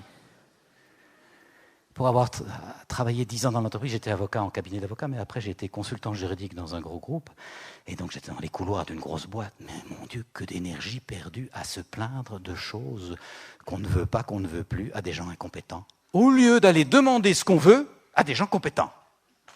C'est quand même curieux, hein? Mais ça supposerait une attitude comme ceci. Quand vous dites non, patron, est-ce que vous voulez dire que vous aimeriez apprendre à me connaître davantage? Il n'y a que 6 mois que je suis dans la boîte, vous aimeriez me donner peut-être un autre 6 mois? Est-ce que c'est ça? Vous aimeriez qu'on se connaisse davantage? La plupart du temps, le patron va dire évidemment. Quand je vous dis non, c'est un peu sec, je reconnais, excusez-moi, je suis pressé. Mais effectivement, vous êtes là depuis 6 mois, j'ai besoin de vous connaître davantage, mais j'ai aussi envie de vérifier si vous êtes au bon endroit. Si les compétences que vous avez indéniablement sont utilisées de la meilleure façon. Et pour moi, ce qui serait précieux, c'est qu'on se donne un autre 6 mois et qu'on en reparle dans 6 mois. Ça vous irait? J'ai transformé le non en oui. J'ai indiqué quelle était ma priorité. Et j'ai fait ça dans la conscience qu'elle a des besoins, j'ai des besoins. Elle a des besoins de reconnaissance, de valorisation, d'encouragement. J'ai des besoins de sécurité, de stabilité, de continuité. On a des besoins. On va essayer de voir comment on va faire. Je ne suis pas un patron, elle est une employée, on est 2 êtres humains qui cohabitent. Et on sort du rapport domination-soumission. Oui. Alors ça peut nous aider comme patron, plutôt que de dire non, de dire volontiers une augmentation. Volontiers quand j'aurai vérifié si vous êtes au bon endroit. Si vous êtes compétente, si effectivement il y a vraiment une valeur ajoutée à votre travail, on s'en reparle. Volontiers. Et ça permet pour l'autre de ne plus être dupe d'un non. Vous voulez dire oui, patron? Ben oui. Vous voulez dire oui, que vous aimeriez me connaître, vérifier que je suis compétente, que je suis au bon endroit et que j'ai une valeur ajoutée. Est-ce que c'est ça? Et vous aimeriez un délai de combien? 6 mois? On s'en parle dans 6 mois? On le note tout de suite à l'agenda. Je n'entends plus non, j'entends un oui. Discernement. Pour poser notre attention ailleurs. C'était le 4e piège. Ne plus être piégé par la peur de dire ou d'entendre non. Vous aurez perçu que de nouveau, ça interpelle notre estime de soi. Bien sûr, c'est clair que l'employé qui ose dire « Attends, patron, quand tu dis non, est-ce que tu veux dire oui ?» Il faut quand même avoir son estime de soi bien accrochée. On est d'accord? Mais ça se travaille. Vous savez, quand j'avais 24, 25 ans, j'étais très timide, je réjouissais dès que je parlais devant 3 personnes. Je n'imaginais pas un instant que je puisse parler devant une salle comme ceci. Vous m'auriez dit ça à l'époque, j'aurais dit tu rigoles. Je suis trop timide. Ça se travaille, vous voyez. Et aujourd'hui, je suis vraiment impressionné de voir combien d'êtres humains, par ignorance de tous les mécanismes d'ouverture de cœur et de conscience qui existent aujourd'hui, par ignorance de ça, combien d'êtres humains se maintiennent, non pas dans la quête d'un bonheur chaque jour plus croissant et plus généreux autour d'eux, mais se maintiennent dans ce qu'on appelle, vous connaissez l'expression, un petit malheur supportable. La plupart d'entre nous, c'est ce qu'ils vivent. Nous nous maintenons dans un malheur supportable. Un petit peu de bonheur par moment, pour ne pas crever quand même, mais pas trop parce que ça pourrait déranger, secouer trop fort. Je nous propose de voir que nous avons d'autres outils et que nous pouvons sortir de cette résignation. Dernier piège que je vous propose d'aller visiter. Dernier piège, c'est la difficulté à faire bon usage de nos émotions. À bien les connaître, à bien les fréquenter et à bien les utiliser pour la transformation. Il est rare que nous ayons eu des modèles clarifiants par rapport à ça. Qui peut dire « Ah, mais moi je me souviens que par rapport à la colère, mes parents étaient très clairs. Mes parents, quand ils étaient en colère, ils disaient « Stop, tout le monde, je suis en colère, je reviens tout à l'heure. » Et ils partaient s'installer. Et je les voyais scruter par l'intérieur ce qui se passait dans leur fort. Puis ils revenaient avec une colère claire, en disant « Je suis en colère parce qu'il s'est passé ça, je ne suis pas d'accord. Est-ce qu'on peut s'asseoir pour en parler ?» J'avais un beau modèle d'affirmation, de transformation, et donc j'ai copié le modèle, c'est facile. Qui peut dire ça? La plupart du temps, les modèles que nous aurons eus, c'est soit soupe au lait, paf, la cocotte qui explose, et tout le monde en ramasse plein la gueule, si vous me passez l'expression tout le temps, soit la cocotte minute qui part en implosion, avec la dépression à la clé ou la maladie. C'est ça qu'on aura eu comme modèle la plupart du temps. Mais pas un modèle de discernement et de clarté. Pour la peur, qui peut dire, moi j'ai eu un bon modèle, les parents m'ont montré que la peur n'est pas un accident, c'est un ingrédient, et que donc, quand on a peur, on écoute ce qui se passe en soi. Qui peut dire ça? La plupart du temps, nous aurons entendu des parents voulant notre bien nous dire, il ne faut pas avoir peur, n'aie pas peur du tout. Vous allez avancer avec ça. Alors nous sommes souvent bien coupés de nos émotions. Là, je vais amener ce petit tableau ici pour vous proposer la compréhension qu'offre la communication et derrière la communication, la conscience non violente. Le dessin va rester sobre, je m'adresse à ceux qui sont loin. Je pense qu'il est visible. Je vous propose de voir Oula. Que je vous dessine un petit bonhomme, avec d'abord sa tête, pour indiquer simplement que c'est la partie de nous qui a reçu l'essentiel de la formation, de la stimulation, de l'encouragement, ce qu'on appelle en général le mental. Nous avons appris à bien penser, bien réfléchir, bien analyser, stocker l'information, catégoriser, étiqueter, tout ranger dans des petits potiquets d'apothicaire, et former surtout nos esprits de logique. C'est un outil fantastique, ça nous a fait faire des découvertes incroyables en sciences, en technologie. C'est un outil magnifique, mais c'est comme si son hyper-développement s'était fait au détriment d'autres canaux d'intelligence. Parce que bien sûr qu'à côté de la compréhension mentale et intellectuelle, nous avons une intelligence émotionnelle, nos sentiments.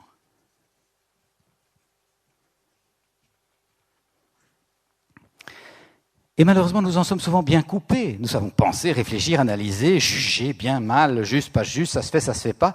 Mais nous avons plus de mal à ressentir. D'où ça vient, ça? Pourquoi est-ce qu'il y a une sorte de chape de béton qui s'est coulée là, malgré nos bonnes intentions? On sent des sentiments qui s'agitent, mais on a du mal à discerner, à les démélanger les uns des autres. Je vous propose de voir que souvent ça s'est fait de façon très subliminale. Moi, quand j'étais gamin, j'avais l'idée que grandir, c'était devenir un petit garçon sage et raisonnable, qui prend de bonnes décisions, analyse bien les problèmes et juge bien, clairement. Les sentiments ne me paraissaient pas trop bienvenus. Quand j'étais en colère, j'avais une révolte et j'ai toujours été indigné par les injustices, par exemple, que j'étais très en colère par rapport à ça. Mes parents, bienveillants, souhaitant mon bien et mon intégration dans la société, auront pu me dire des choses comme « Je t'aime pas quand tu es en colère, un petit garçon sage et raisonnable, ne se met pas en colère, va dans ta chambre. Tu reviendras quand tu auras réfléchi. » Alors j'allais dans ma chambre. Réfléchir, avec le seul outil à ma disposition, mon mental, qui avait au fait de comprendre « Papa et maman ne m'aiment pas quand je suis en colère. Et puis si je veux finir mon dessert, il faut que je fasse quelque chose avec ma colère. » Alors je ne reçois pas un cours de colère à l'école, non. Personne ne m'a dit ce qu'il faut faire ça. Mes parents ne me montrent pas vraiment un modèle utile. Qu'est-ce que je fais avec ma colère? Je fais rien. Je la mets dans ma poche. Et je redescends à racheter l'affection familiale en disant « Tout va bien. Je ne suis pas en colère du tout, passez-moi mon dessert. »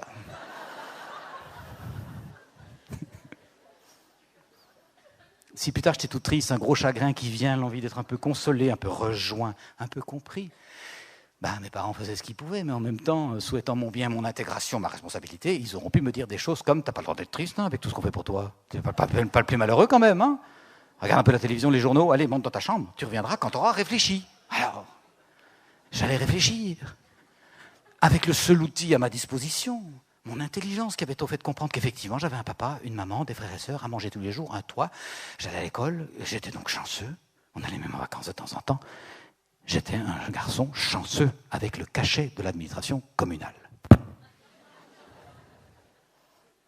Cette tristesse, je n'avais pas plus de moyens de la traiter que la colère, je la mettais dans ma poche, personne ne me donnait le modèle, ni à l'école, ni en famille, comment fait-on pour traiter la tristesse quand elle est là?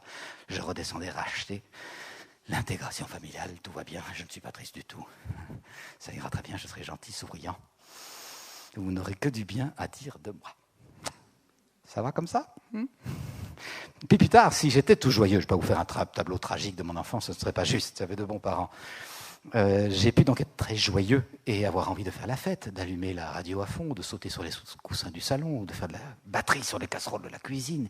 À ce moment-là, les mêmes parents bienveillants, souhaitant mon intégration et mon bien-être dans le futur, auront pu me dire des choses ou me laisser comprendre « Mon petit vieux, te réjouis pas trop, la vie n'est pas si comique que ça. »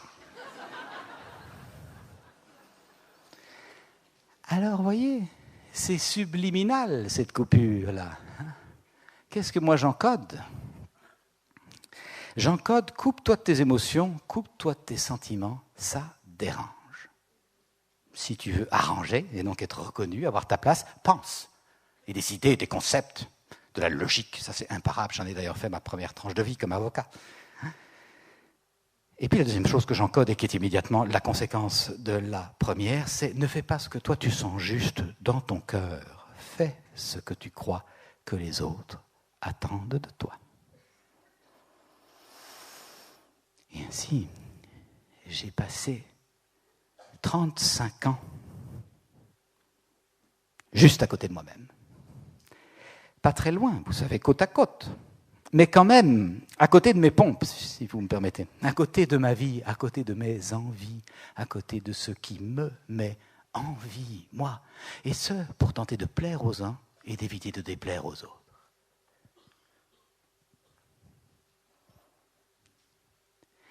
Si je me suis permis de vous raconter cette petite histoire toute personnelle, c'est que ça fait 15 ans que je la raconte et que j'ai cessé de la considérer comme toute personnelle. Et j'ai rencontré tellement de personnes qui me disent « Je me retrouve tout à fait dans ce que tu décris. Je me retrouve dans cette espèce d'interdit de ressentir pour être sage, raisonnable, à sa place. » Alors, vous voyez, de nouveau, l'idée, ce n'est pas de critiquer les parents. Les parents craignaient qu'en connectant nos sentiments, nous soyons emportés par eux. Ils ne savaient pas qu'on ne peut pas avoir la maîtrise. Et la maîtrise, ce n'est pas le contrôle. La maîtrise, c'est l'aisance dans la conduite. C'est très différent du contrôle. Ils ne savaient pas qu'on ne peut pas acquérir la maîtrise de quelque chose qu'on ne fréquente pas. Et donc eux-mêmes, ils blindaient, quitte à partir en dépression. Alors, ils savaient seulement cette ignorance que plus nous connaissons nos sentiments, plus nous apprenons à les relier à nos besoins, à connaître donc ce qui est vivant en nous, jusqu'à notre élan de vie profond, qui est bien sûr au-delà des besoins, mais qui passe par les besoins. Et quand je dis besoin, en conscience non violente, on parle de besoin au sens de valeurs humaines, partage, écoute, entraide, compréhension, liberté, espace. Ce sont nos valeurs humaines. Il se fait que nous sommes souvent bien coupés, également de nos besoins, par une deuxième coupure. Et cette deuxième coupure qui nous fait ignorer nos propres besoins, elle est souvent amenée par une éducation très bien intentionnée. Il ne faut pas s'occuper de soi, il faut s'occuper des autres. Intention généreuse, entraide, solidarité, partage. Dans la tradition chrétienne, on parle de charité. Magnifique intention, mais effet tragiquement piégeant. Comment est-ce que je peux adéquatement m'occuper de l'autre si je ne m'occupe pas d'abord de moi? Comment est-ce que papa généreux, je peux avoir de l'attention pour le besoin d'écoute de l'autre si moi je ne m'écoute jamais, je pédale comme un fou, même si c'est dans la choucroute depuis des années? Je ne peux pas écouter l'autre. Comment comprendre la détresse du gamin qui fume des joints parce qu'il n'en peut plus, il n'a pas trouvé de sens à sa vie? Comment est-ce que je peux écouter, accompagner cette détresse-là et entrer dans son puits avec lui si moi je ne veux jamais voir ma détresse? Tout va bien. Vous l'aurez perçu? Ma capacité d'entrer avec l'autre dans sa détresse dépend de ma capacité à avoir compris la mienne. Ma capacité à comprendre le doute de mon gamin, à l'accueillir comme un moment, une saison, demande que j'ai fréquenté mes doutes et que je n'en ai plus peur. Mais bien sûr que si j'ai peur de mes propres doutes, j'ai peur des doutes du gamin, je ne veux pas les voir et tout de suite on anesthésie sous as ou du Prozac. Mais nous ne sommes pas sur Terre pour faire la fortune des industries pharmaceutiques. Nous sommes sur Terre pour grandir en conscience. Et un passage à vide est peut-être une étape bien nécessaire. Un moment, une saison. Nous acceptons tout à fait les saisons à l'extérieur. Personne ne s'étonne de l'arrivée de l'automne. Nous savons que cette saison vient tout défaire et qu'elle est nécessaire. Dans nos vies psychiques, nous avons des saisons d'automne. Nous sommes tout défaits jusqu'à notre souche. Seulement, au lieu de penser aux saisons, nous disons, ça y est, il n'y a que moi qui suis dépouillé, il n'y a que moi qui vis ça. Au secours, c'est une tragédie, tout s'arrête là. Et puis quand il y a l'hiver, nous savons que cette saison est nécessaire aussi dans la vie, pour éviter les labours, supprimer les insectes excédentaires, permettre à la terre de se reposer. Mais dans nos vies, quand l'hiver arrive, on se dit catastrophe, il n'y a que moi qui vis ça, je suis tout seul, au secours, c'est perdu. Pourtant, de mémoire d'homme, il n'y a pas d'hiver qui n'ait débouché sur un printemps. Parce que tout est mouvement. Alors, si j'ai acquis cette conscience en m'accompagnant moi-même dans mes mouvements intérieurs, en comprenant mes besoins selon les saisons, satisfaits ou insatisfaits, eh bien, j'ai acquis cette confiance pour accueillir l'autre. Et je respecte son mouvement, sans l'inviter à être plus rapide ou plus lent, mais en le respectant dans son rythme. Mais de nouveau, comment je peux respecter l'autre dans son rythme si moi je ne me suis jamais respecté dans le mien? Alors, voilà la difficulté à franchir, dépasser cet interdit du besoin et prendre conscience que plus je me comprends, plus je m'ouvre à la compréhension de l'autre.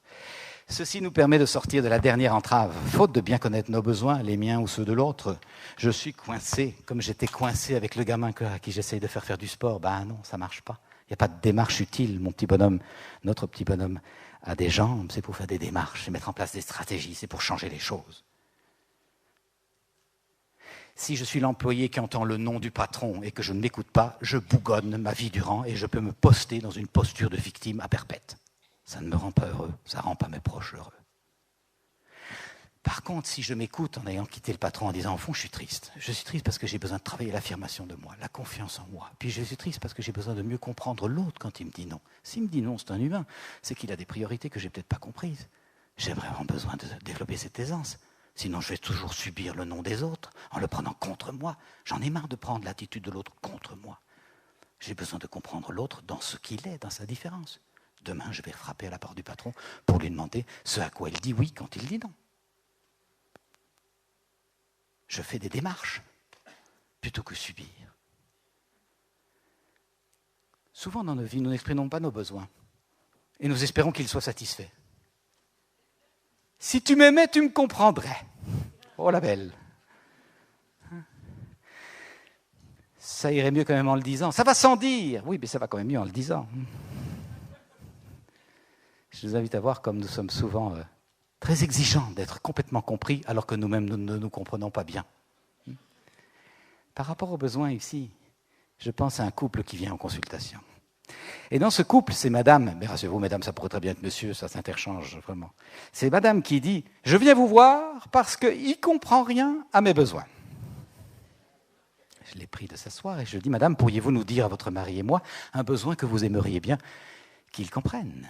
« Ah non, c'est mon mari tout de même. » Alors je lui dis « Madame, vous voulez dire que vous espérez que votre mari devine vos besoins sans que vous-même vous ne les formuliez ?» « Ben oui. Ça fait 35 ans qu'on est mariés, et c'est mon mari tout de même, il devrait. Hein. S'il m'aimait, il me comprendrait. » La phrase fatale. Alors je ne peux pas m'empêcher de dire, madame, ça fait pas mal d'années effectivement que vous jouez à cette devinette. Est-ce que ça vous rend la vie heureuse ? Non. Est-ce que ce ne serait pas plus facile de nommer vos besoins à monsieur, en sorte que monsieur puisse dire oui ou non ? J'ai pas de besoin, me dit-elle. Ah bon. Si vous pensez que j'étais éduqué dans l'idée que j'avais des besoins, mes parents avaient une ferme, 6 enfants, ils avaient autre chose à faire. On comprend de nouveau l'enclenchement du piège. Voilà quelqu'un qui n'a pas eu le modèle de quelqu'un qui se ressource, qui comprend, qui discerne et qui fait des demandes claires. Mais voilà où on en est dans la violence subtile ordinaire. Madame attend de monsieur qu'il fasse tout le chemin vers elle. Viens vers moi, viens vers moi. Mais elle-même ne fait pas un chouïa vers elle-même.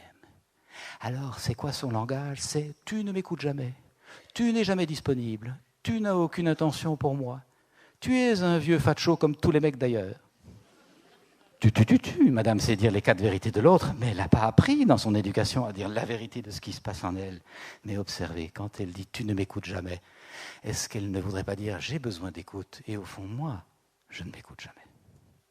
Tu n'es jamais disponible. Je ne suis jamais disponible pour moi-même. Je ne prends aucun temps pour moi. Tu ne m'apportes aucune attention. Je ne m'apporte aucune attention. Est-ce que ce n'est pas là l'enjeu véritable ? Alors forcément, le monsieur, il est là en face. Au début, il répondait sur le même ton. Mais c'est toi qui m'écoutes jamais. T'es comme ta mère. Parle pas. Ça, on fait depuis des millénaires. Et à un certain moment, il en a eu marre des reproches et des critiques. Qu'est-ce qu'il fait, monsieur ? Il tire le volet de sa boutique. Souch. Il est aux abonnés absents. Il n'y a plus d'abonnés au numéro que vous avez composé. Il est dans le silence. Et c'est pour ça que madame vient. Il en a marre. Ça fait 10 ans qu'il est dans le silence. Oui, mais il se sent toujours disqualifié, reproché. Il rentre dans sa coquille, dans sa caverne. Alors, comment est-ce qu'on sort de ça ? On sort de ça en discernant et en nommant. Est-ce que ce ne serait pas plus simple que madame puisse dire « Tu sais, je suis triste. Depuis une dizaine d'années, on ne se parle plus beaucoup. J'aurais tellement besoin de retrouver le lien qu'on avait plus jeune. Un lien de partage, d'échange. Et je réalise que j'ai pu t'exprimer mes amertumes un peu en jugement. Maintenant, je voudrais t'exprimer mes désaccords en t'indiquant mes besoins. Et au fond de mes besoins, ce serait qu'on prenne du temps à nous deux. Et quand je te dis « Tu ne t'occupes jamais de moi, tu ne m'écoutes jamais », au fond, je cherche à te dire « Je t'aime encore tellement et j'aimerais tellement faire des choses à nous deux, rien que d'aller à nous deux, faire les courses main dans la main comme on faisait avant. C'est ça qui me ferait plaisir. » Qu'est-ce qui a des chances d'arriver dans le cœur de l'autre ? Tu m'avais jamais dit ça, que tu m'aimais. Tu m'aimes encore ? Je pensais que tu me détestais. Ah, c'est de l'amour.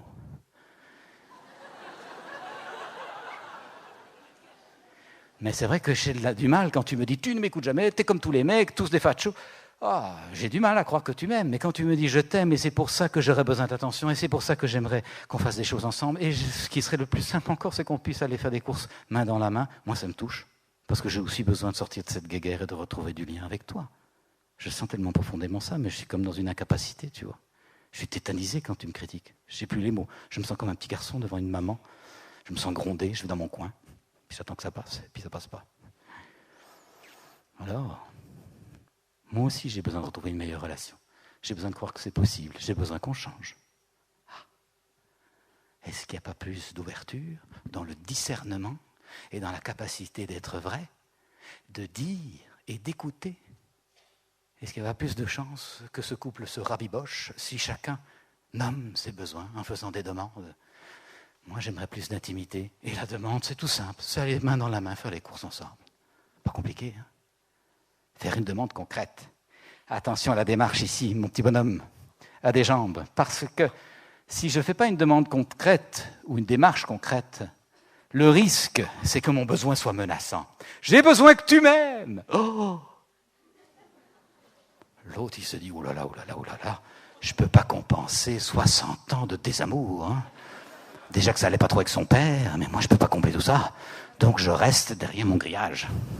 Motus. Ça fait trop peur. Mais si l'autre nuance en disant, bien sûr j'ai besoin d'être aimé, c'est sûr, mais c'est plus de la complicité avec toi, du partage. Alors concrètement, c'est aussi simple que d'aller se promener main dans la main, tu vois, de temps en temps. Ah, ça c'est négociable. Vous pensez que nous sommes souvent piégés par la difficulté à faire une demande claire. Combien de mamans n'appellent pas à l'aide le soir au moment du repas? Les enfants, j'ai besoin d'aide. Le gamin se dit, ça y est, il va falloir peler les patates, vider le lave-vaisselle, mettre... Je suis aux abonnés absents. Une demande concrète. J'ai besoin d'aide. Louis, pourrais-tu vider le lave-vaisselle? Juliette, pourrais-tu dresser le couvert? Et Paul, peux-tu peler les carottes? Le gamin peut se dire, tiens, ça, c'est une tâche de 5-6 minutes. Ok, c'est gérable. Soyons concrets, soyons précis, faisons des demandes, ça change complètement. Sinon, le besoin paraît beaucoup trop terrible. Si l'employé arrive en disant « Patron, j'ai besoin de reconnaissance !» Patron, là, mais vous n'êtes pas du tout au bon endroit, hein, allez voir un psy. Hein. Ce sera beaucoup plus agréable pour le patron qu'elle dise « J'aurais besoin de reconnaissance pour mon travail, les efforts que j'ai faits et le bon résultat qu'on a obtenu là, et je voudrais savoir si vous êtes d'accord de me faire une petite augmentation. » Allez, 15%, ça vous irait? Soyez concrets, voyez. Voilà quelques clés pour apprendre à mieux fréquenter nos sentiments et apprendre à fonctionner comme un être à part entière. Pas juste un mental comme une tour de contrôle qui commande tout le bazar. Non seulement nos vies individuelles sont saccagées par ça, mais nos vies collectives, regardez comme nous fonctionnons dans un système mental, cartésien, extérieur, qui trouve des solutions par l'extérieur, plutôt que de rencontrer ce qui est vivant dans nos élans, dans nos besoins. J'étais frappé de voir en 2005, quand il y a eu des émeutes dans les banlieues de Paris, les gens qui brûlaient tout, même la voiture de l'épicier chez qui ils vont, enfin dans cette espèce de folie. Que de souffrance, que d'amertume accumulée dans des cocottes minutes qui tout d'un coup explosent. Et que font les gouvernants? Les gouvernants votent des budgets pour mettre des prisons. Au lieu de se dire, attends, une société qui génère ça, ça mérite peut-être qu'on la remette en question. On a besoin de requalifier le sens, requalifier les priorités, la façon de traiter tout le monde. Est-ce que chacun a sa place? Est-ce que chacun se sent écouté? Au lieu d'aller vers l'être, on est dans le faire. On refait des prisons. Et c'est souvent comme ça. Un gamin me racontait qu'il reçoit un cours en France d'éducation sexuelle, de prévention du sida. On leur apprend en classe à faire passer un préservatif sur une petite poupée en plastique. On est dans le faire, se protéger, attention le risque. On n'est pas dans l'être, apprendre le respect de soi, apprendre le respect de l'autre, apprendre l'écoute, apprendre la compréhension du sens de la procréation et la beauté de la relation sexuelle, en voir la poésie, la richesse, l'émerveillement. S'éveiller à la présence à soi, à la présence à l'autre, à la présence à la vie qui circule en nous. Ah non, la capote ça se met comme ceci, pauvre. Mais mon Dieu, quel abrutissement!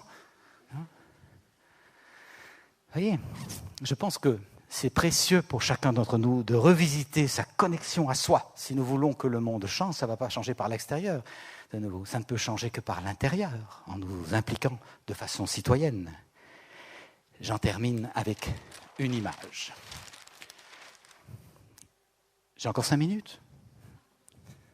Vous êtes encore là? 5 minutes, ça va? Ça ne faisait pas trop long? 10? Oh, mais merci. Une image pour mettre les deux personnages en rapport. Je dessine 2 petits bonshommes, tout aussi gracieusement que le premier, vous voyez. Voilà. Ceci pour montrer un peu la relation. La plupart du temps, l'autre en face de nous est aussi dans sa tête, dans son mental, un peu coupé de ses sentiments, coupé de ses besoins. Et donc, les enjeux sont souvent des conversations en ping-pong. J'ai raison parce que tac, tac, tac, t'as tort parce que tac, tac, tac.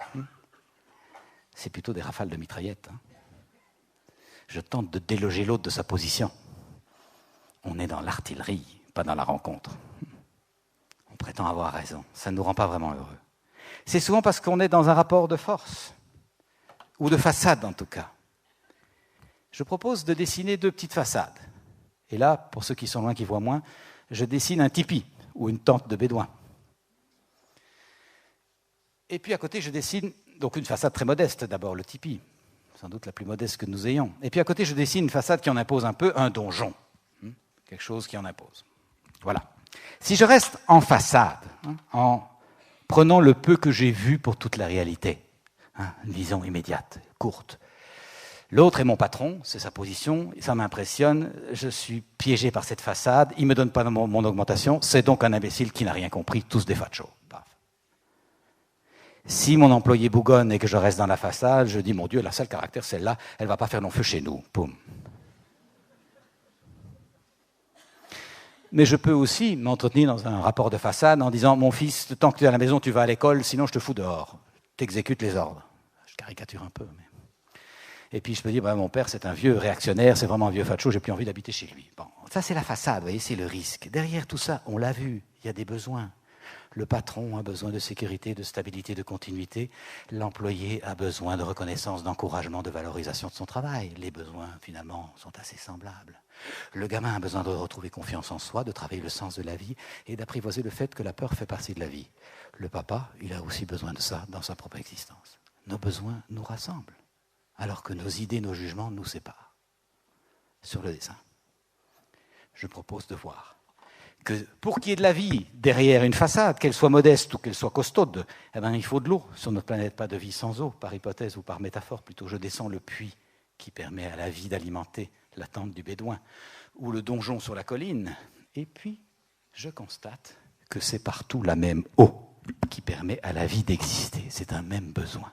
Que je sois modestement balayeur dans une ruelle du 12e arrondissement, ou que je sois star du showbiz avec mon nom dans tous les journaux, que je sois aborigène dans la vie d'Australie, dans la forêt d'Australie, ou que je sois PDG d'une multinationale, j'ai besoin d'appartenance, de reliance, de proximité.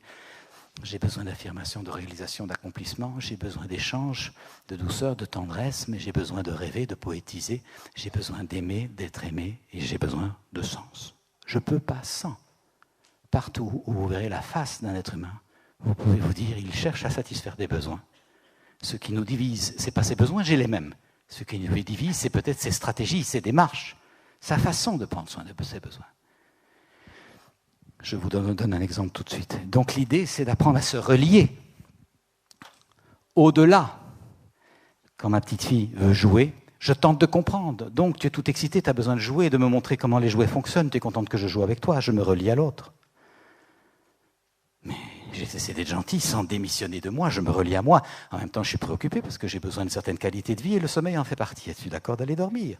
Et on cherche, vous voyez, un mouvement d'infini qui permet la rencontre au niveau de la nappe phréatique des besoins, ce qui nous rassemble. Je ne dis pas que ça marche toujours, évidemment, il n'y a rien de magique là-dedans, c'est un processus, ça se travaille. Ce que je vous invite à voir, c'est que la qualité d'intention, quand je tente de rejoindre l'autre à ce niveau-là, sans le diriger, est telle que très souvent ça fait des déclenchements qui sont surprenants, au-delà de ce que nous pouvons programmer. J'en termine avec un exemple. Un exemple vivant, tiré de ma pratique avec les jeunes de la rue il y a une vingtaine d'années.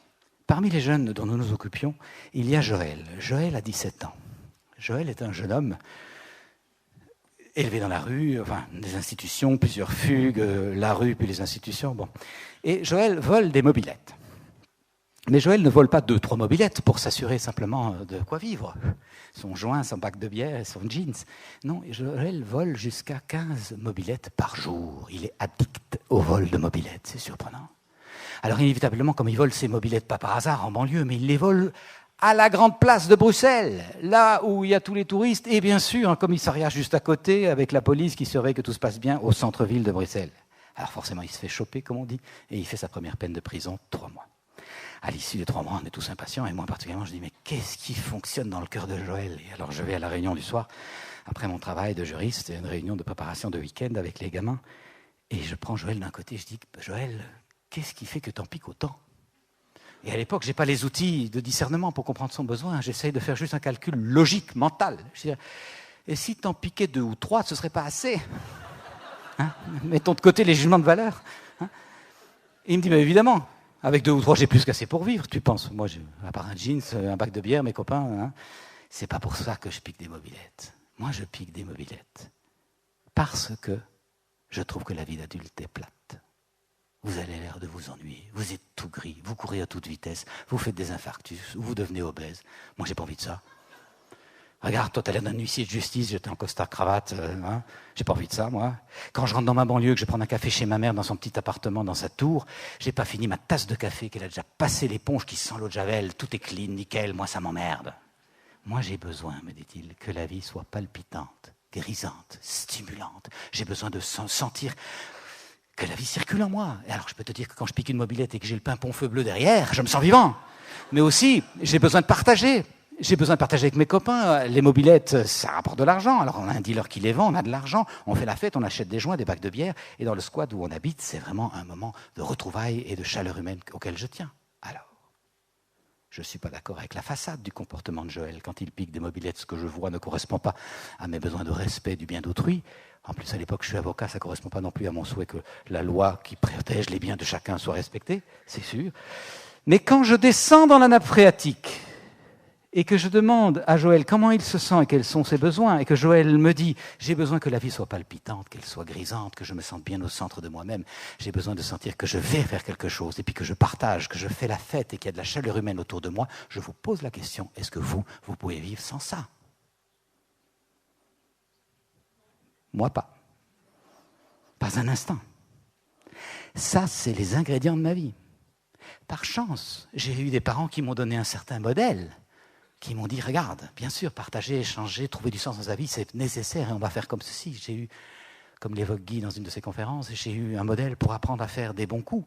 Mais si je n'ai pas appris à faire des bons coups, eh ben, je fais des mauvais coups. Ça me permet d'exister, c'est une identité assez négative, mais c'est quand même une identité. Vous voyez, je vous invite à voir que Joël, qui cherche du sens à sa vie, sentir qu'il appartient, qu'il est en cohésion avec d'autres et qu'il sent la vie palpitante, prendre Joël et le mettre dans un cachot pour dire comme ça, tu es bien puni, tu vas bien comprendre et puis tu seras bien sage.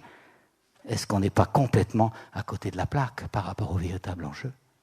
Je ne dis pas qu'il n'y a pas à sanctionner pour dire attention, le comportement contrevient à des valeurs sociales, bien sûr.